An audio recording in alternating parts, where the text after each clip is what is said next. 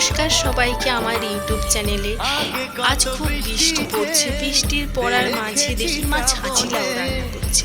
যেহেতু আমি ছাঁচি লাই খাই না, সে কারণে ছাঁচি লাউয়ের খোসাগুলো দিয়ে একটা নতুন রেসিপি ট্রাই করেছি, দেখতে থাকো। ছাঁচি লাউয়ের খোসাগুলো সুন্দর করে কেটে ধুয়ে নিয়ে একটা থালার মধ্যে রেখে দিয়েছি। দেওয়ার পরে পেঁয়াজ আর রসুনগুলোও কুচি করে নিয়েছি। নেওয়ার পরে কড়ার মধ্যে তেল দিয়ে রসুন আর ছাঁচি লাউয়ের খোসাগুলো তুলে দিয়েছি। দেওয়ার পর নাড়াচাড়া করছি গরম তেলের মধ্যে।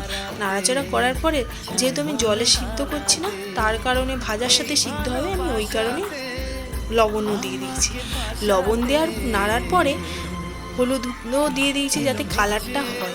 হওয়ার পরে যে ভাজা ভাজা হয়ে আসবে তখনই পেঁয়াজ আর শুকনো লঙ্কা দিয়ে নাড়াচাড়া করার পর বাদামি কালার চলে আসবে, তখনই নামিয়ে নেবে জিনিসটা।